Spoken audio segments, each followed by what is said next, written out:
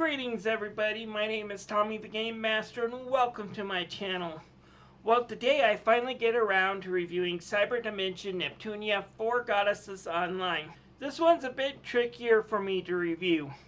Normally I would say Neptunia games are a mixed bag, as in they're cheap and mediocre quality, but they're still fun because the stories oftentimes do a good job of lampooning the game industry for all its faults.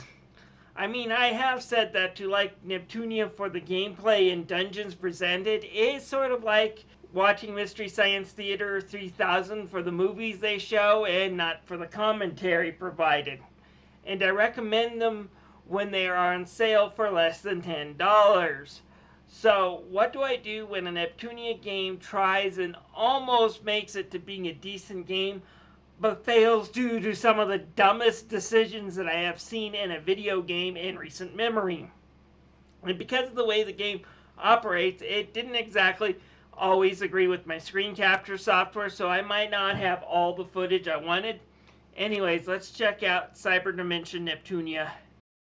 I kind of like the story and the way it's presented, mainly because it's a bit different from the other Neptunia games.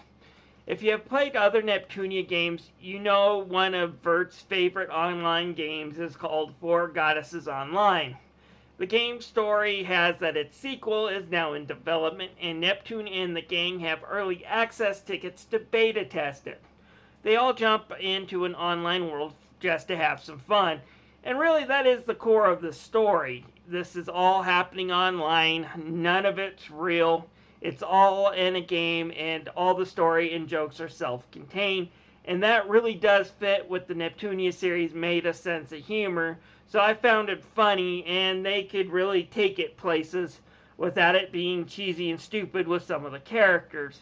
There is a plot to follow once the game gets going, and it talks about things from the roles MMO players like to play, along with things like cheaters and hackers that oftentimes show up and just ruin the fun of these games. And yes, there's also a few moments that lampoon isekai anime and a few barbs thrown at its most popular and divisive one. An anime, in my opinion, that should have lasted only one season, and it rhymes with Lord's Farts by Line.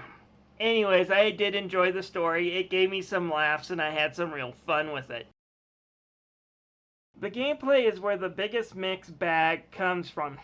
Developed by Tamsoft, which made such gems like Neptunia U and Blonde vs. Zombies, aka my least two favorite Neptunia games, they pulled out all the stops in actually trying to make this a good game.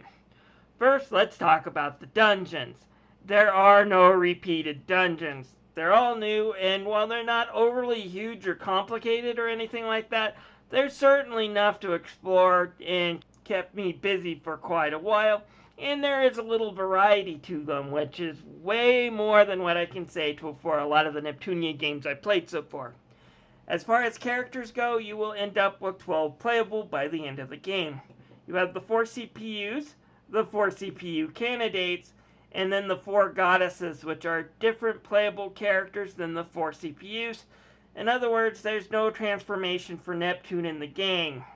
And the game does do a decent job making them all feel different from their spells and the way they move and attack. They're all fairly balanced. I wasn't able to just choose Uni and blow away everybody like I did in Blonde vs. Zombies, but yet Uni and the way she was designed is still a very fun character to play and has her uses, but she's not overpowered.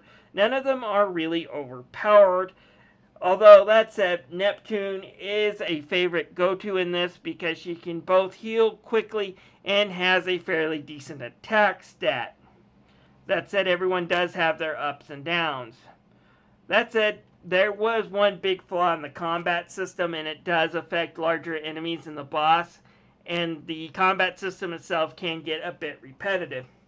You see, because of the way the controls work, with a lot of them kind of set up for this online play settings, so you can easily send messages, change tactics in the middle of combat, they only left one button for the attack, and that's just the basic X button. On top of that, there is a reward for correctly blocking at the same time an enemy attacks. This will cause a powerful counterattack. I found most of the bosses to be a weird form of punch-out because of this, especially when a bug would occur and get me literally attached to the boss, where I just had to figure out what his animation was and block them and then counter and then hit and repeat until dead. A lot of the bosses who are just damage sponges can be easily defeated with this kind of tactic.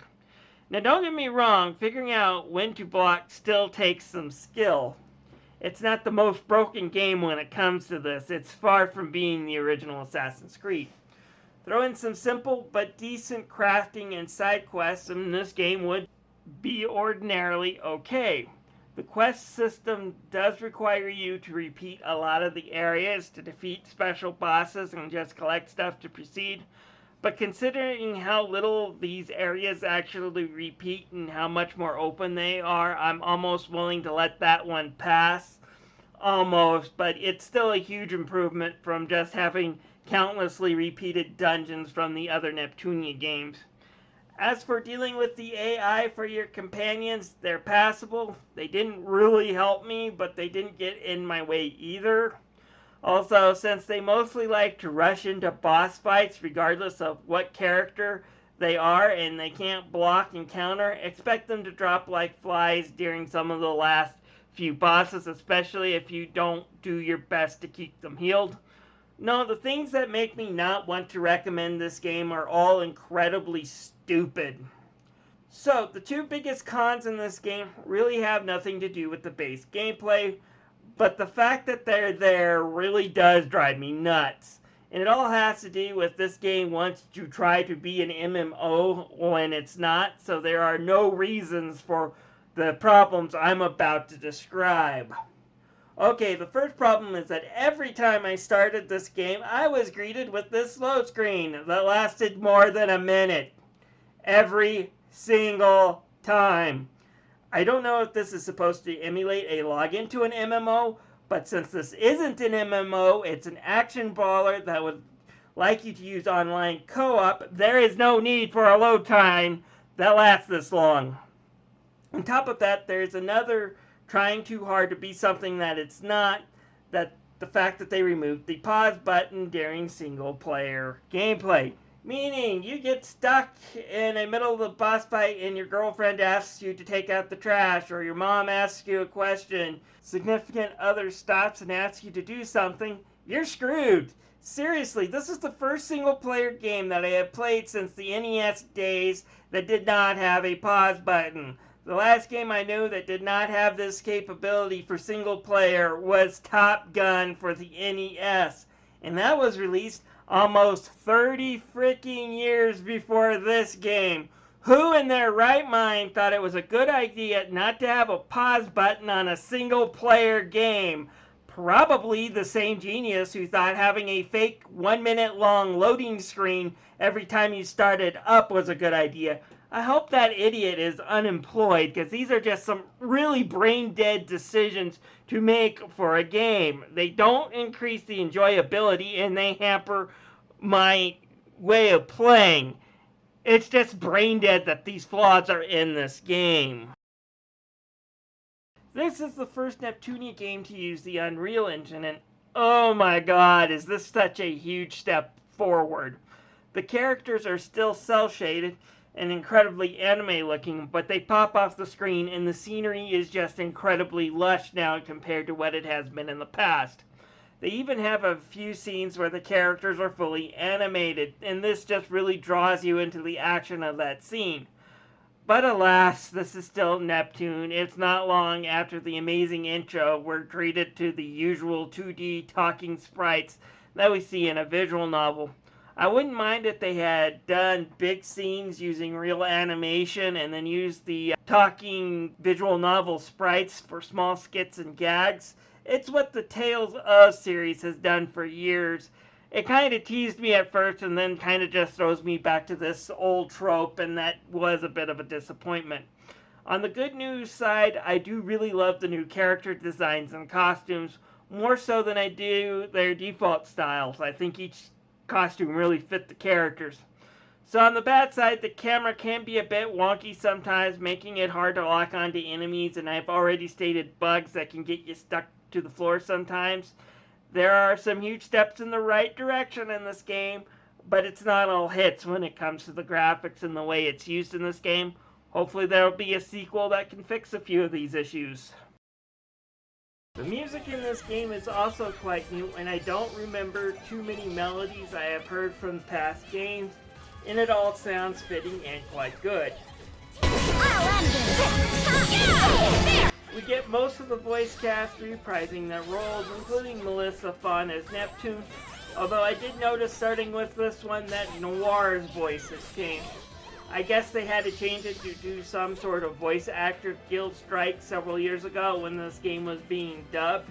That said, the new voice sounds pretty good in my opinion. The biggest problem though with the audio may be the mixing during a lot of the cutscenes that have a lot of audio and music into them. The music can often overlap the voices, making it very hard to hear the dialogue in the cutscenes. And this happens repeatedly throughout the game. Here, take a listen. Properly now, the real Lady Neptune is squishier and cuter now.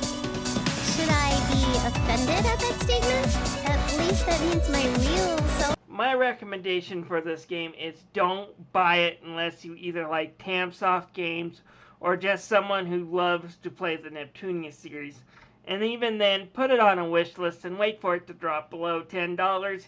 Yeah, that might sound harsh, but considering just how many bugs it has, some of the repetition in the gameplay, and just the shallow combat, I really can't recommend it for more than that. And throw in the two, I wonder if the developers were brain dead to the moments I discussed in the gameplay section, and like I said, I really can't recommend this game at full price.